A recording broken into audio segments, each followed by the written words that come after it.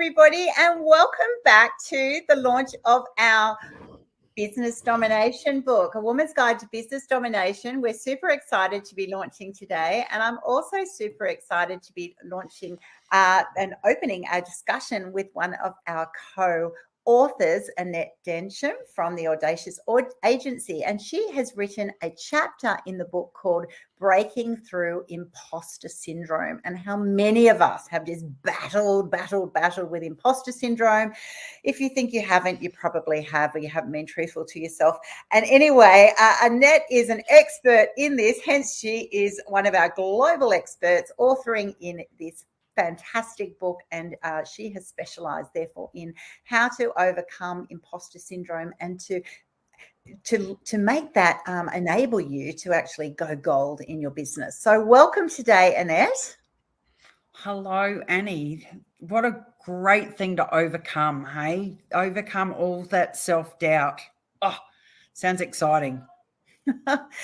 So why did you pick this topic out of all the topics to write a chapter on? Why is overcoming imposter syndrome so key for you?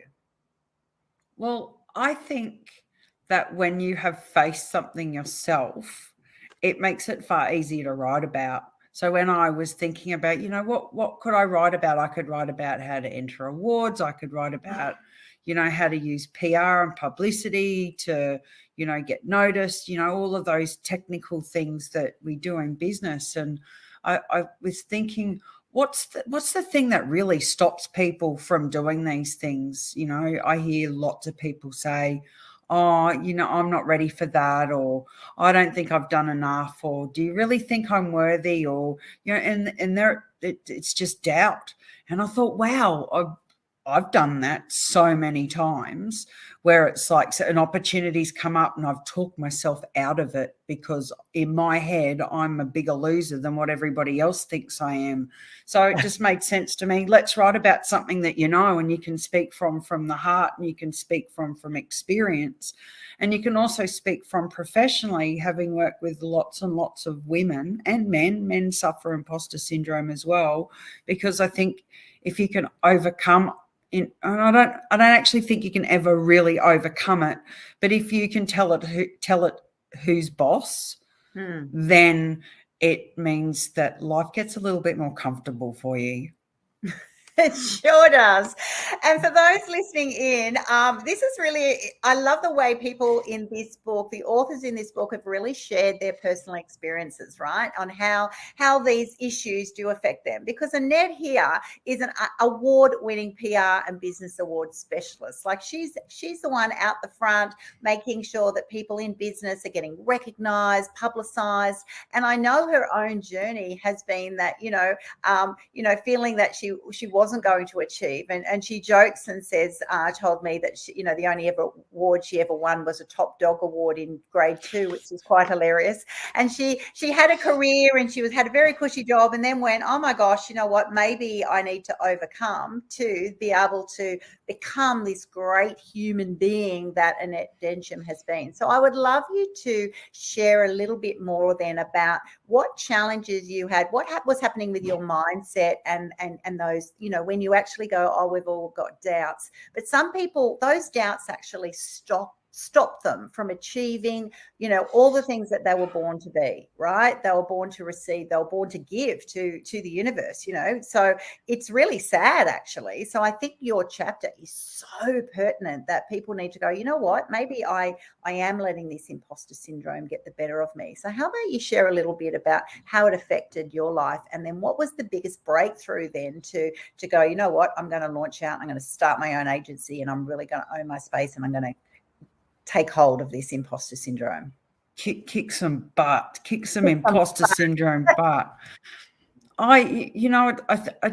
It's quite often, it's not until you start really reflecting, deeply within yourself. That sounds very deep and spiritual, doesn't it? But, I guess I never really knew that imposter syndrome was stopping me until I became aware of what imposter syndrome was and is. Is it like the chicken or the egg? Did I always have imposter syndrome, or was it just when I, realized that it was a thing? But once I realized that, there's these moments in my life where I think, oh, I know why I made that decision now, because I was probably crippled by self-doubt. So I guess the beginning of the beginning for me was, almost 10 years ago, when I, returned back to the workforce after being home with kids for, over 10 years, and just doing bits of things and some freelance journalism and, just stuff to put food on the table. And once the kids were back at school, I was like, right, getting back to my career now.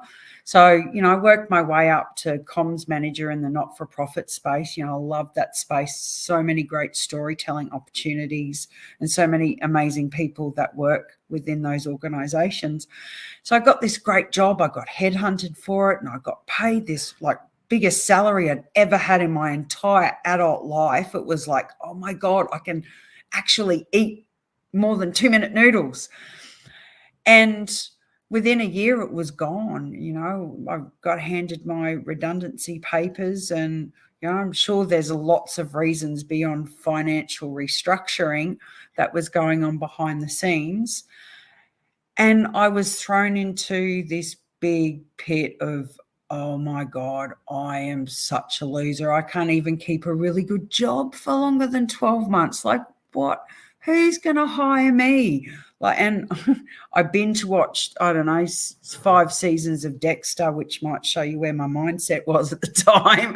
It's kind of like, maybe I could become a serial killer. And it was like, but that's how black my thoughts were. Until a friend, I'm never one to stay down long. There's been lots of moments where, down, back up, like so many people. And she challenged me to come to this seminar. I went and got challenged there again by, who here's an expert. And I'm sitting there going, God, I don't know anything. Expert, anything I'm an expert at is, not making things happen. And she's elbowed me, and she's gone, you're an expert. And I was like, no, I'm not. You're having this quiet little argument backwards and forwards while this dude's speaking. She's gone, yeah, you've done journalism and corporate comms and, all of these things. And she's gone, put your hand up. So I've gone, pop my hand up, I'm thinking, please don't pick me. Please don't pick me. There's 120 people in the room. And he picked me. So up on stage I go, and, what's your specialty? And I told him, and the dude at the back, who was his business partner, I just remember his head going bang, like it was on a spring. And he went, I love that.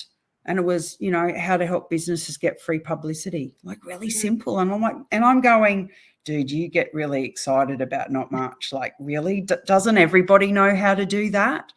No. And I learned then and there that no, I had this subconscious, unconscious competence that I just accepted and thought everybody else had too. And it took me to 43 to learn that no, I actually had something of value. So from there, it's just been this, there's been bumps where I've gone, oh my God, someone's going to find out.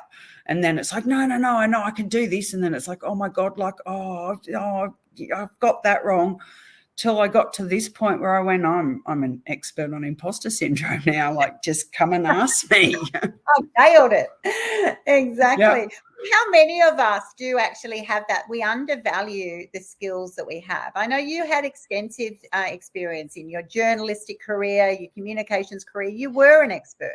And the fact that someone says you're an expert and you're like, no, I'm not. It's amazing. It's like, what are we waiting for to actually go, yes, I am. And that's actually a good thing. It's not a bad thing. I shouldn't be embarrassed about it. I shouldn't be fearful about it. I actually have done my time, learnt those skills and got that expertise. And I've definitely got some knowledge along the way, and now I am an expert. And so there is a divide. And then I love that don't pick me, and then they pick me, because you always sort of think when you're in that mindset, oh, someone else is so much better, and then, but are they, or even if they are, you don't always have to be the best, but you can still be an expert in something. You can still claim your space, right? And because everyone will be in a competitive landscape when they're actually then out there doing business anyway. you hope you're the best. But, if you're pretty good, or a lot of people like you, it can still be an incredibly successful business. So once you switched on and went, oh my gosh, maybe I do have some more, skills and abilities than I actually realized. And maybe I could start owning that.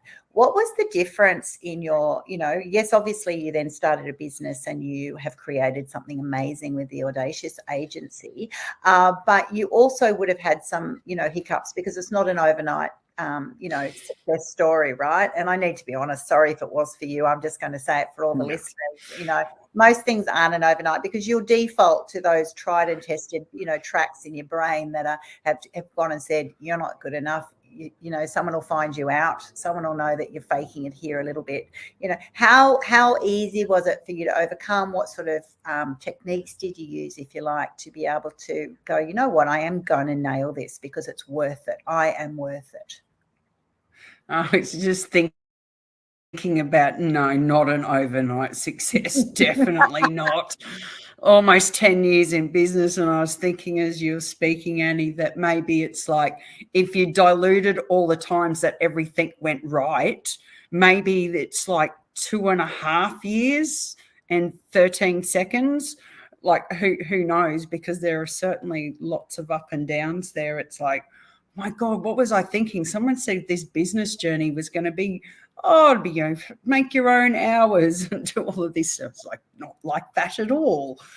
I think that the real impact, as I've got so much going through my head, it's like, I love this topic.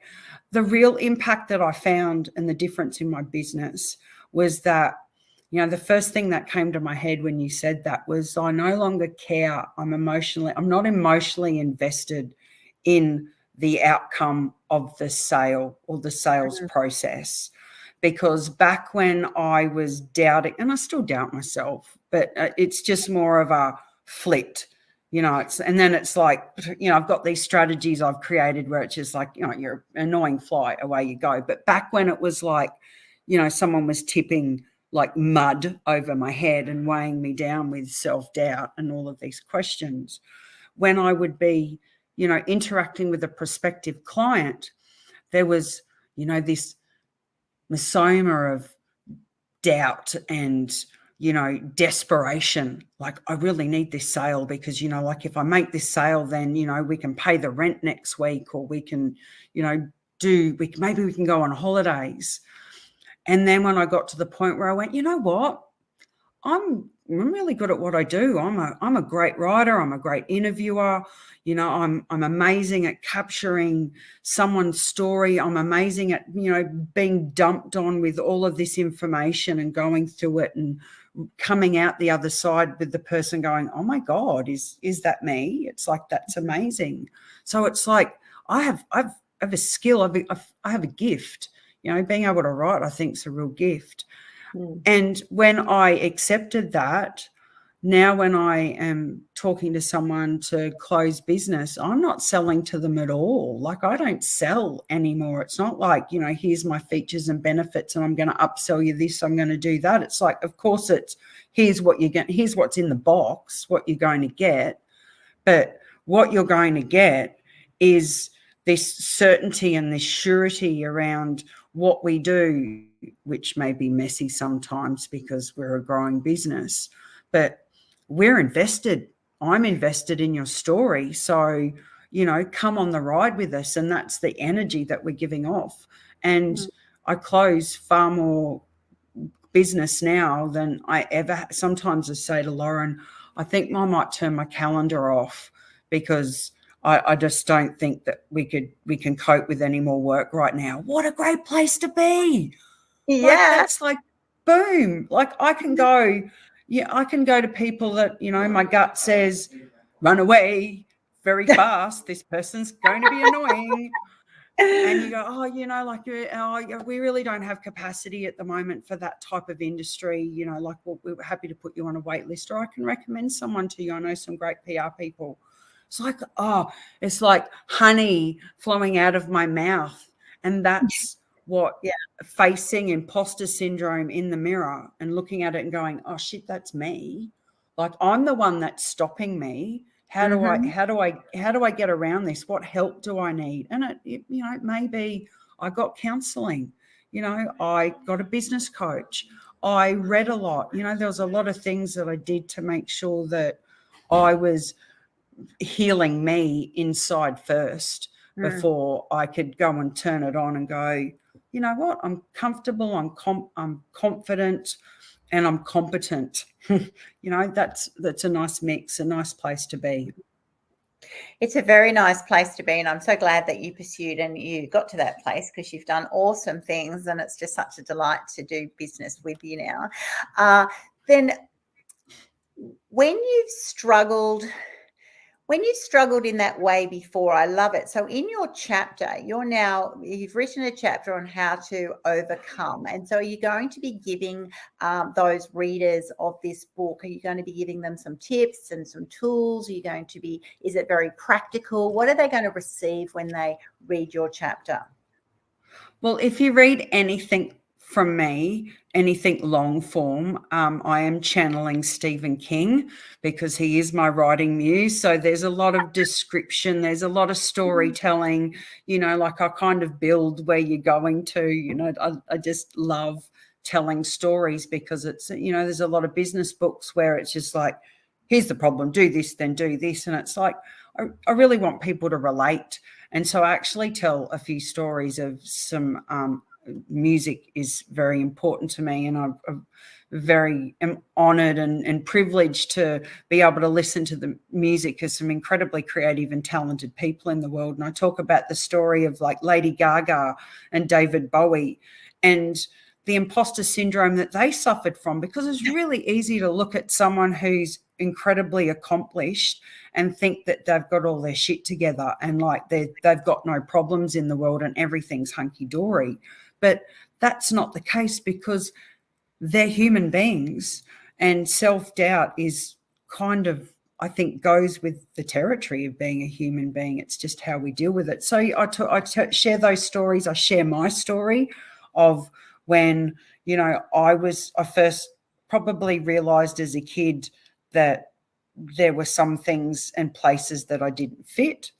And then I've got a whole heap of tips. It's like, okay, so here's the problem. Work out what type of imposter syndrome you are, because there are a few types. So you get to do a bit of a quiz. So I've made up 4.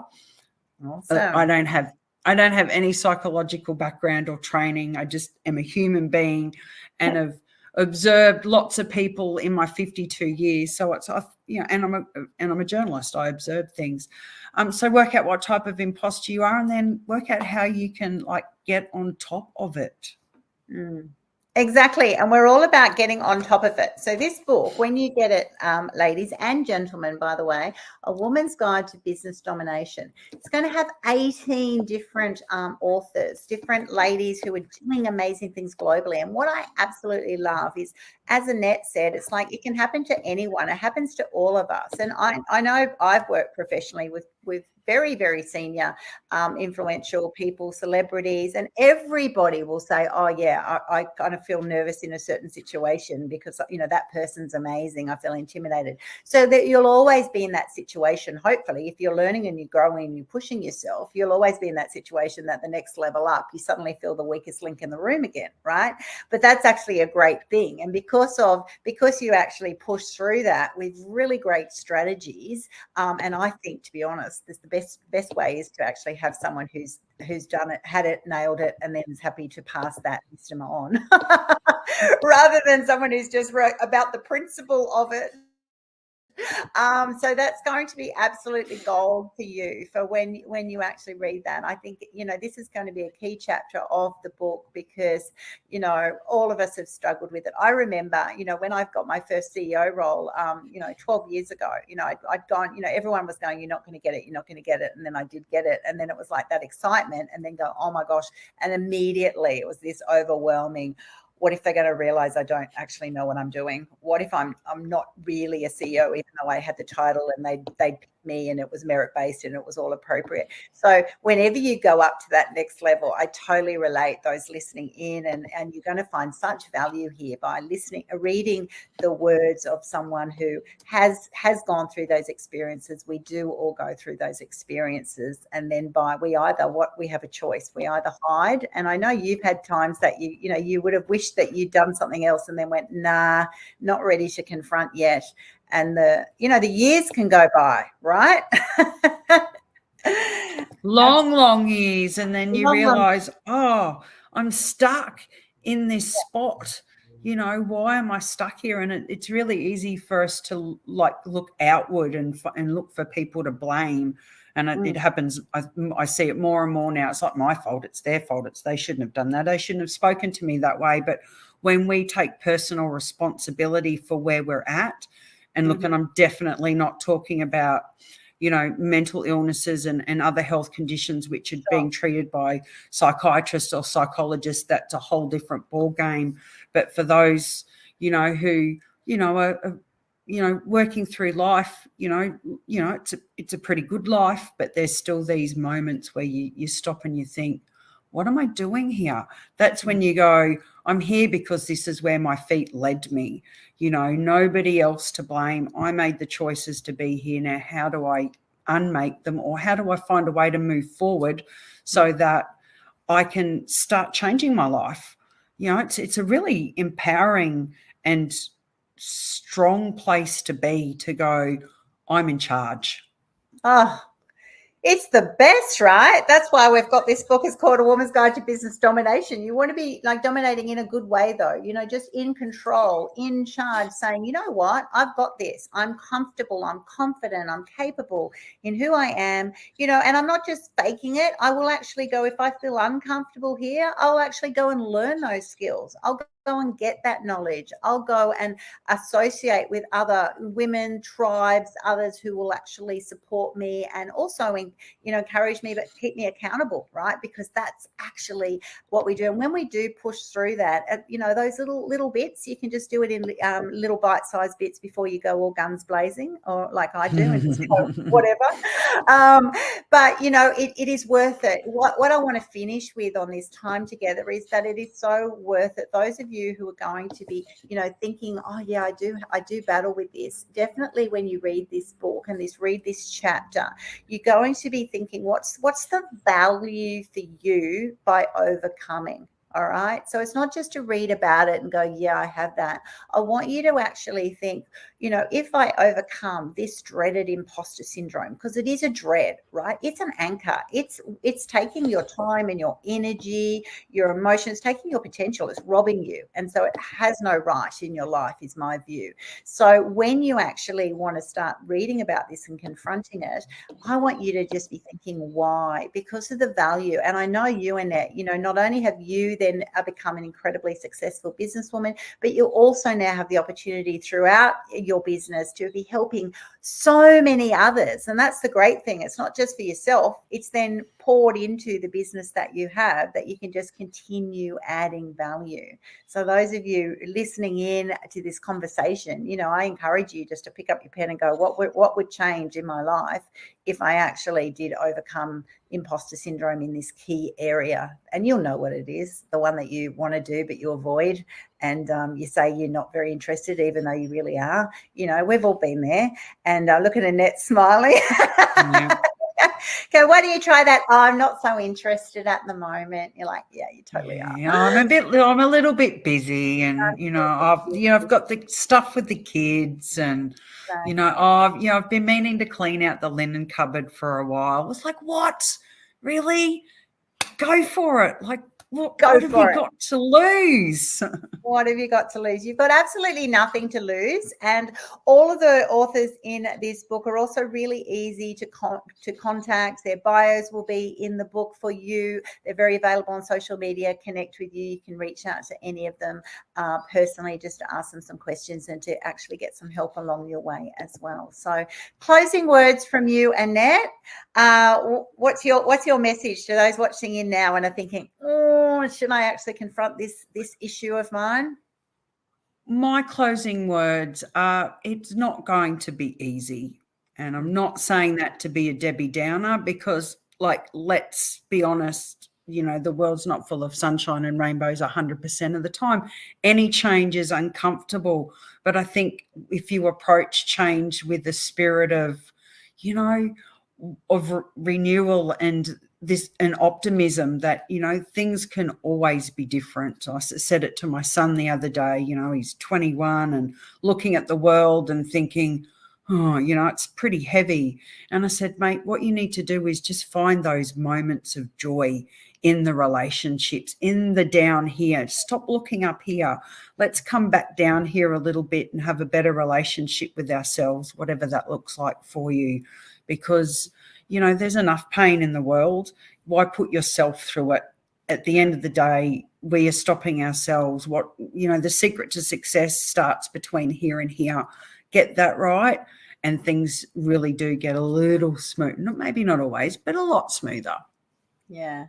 Definitely a lot smoother. And I was actually just looking at the cover of the book, and it's got this keyhole and it's looking out into the horizons. And it's a bit like that. We all know what we're wanting. We know what draws our gaze and attention. And it's actually just shutting out all that noise. It's shutting out all the extras and the looking at all the people who look superhuman and amazing, and just focusing on yourself. And that will take you a very, very long way indeed. Thank you so much for sharing with us today. I really appreciate it.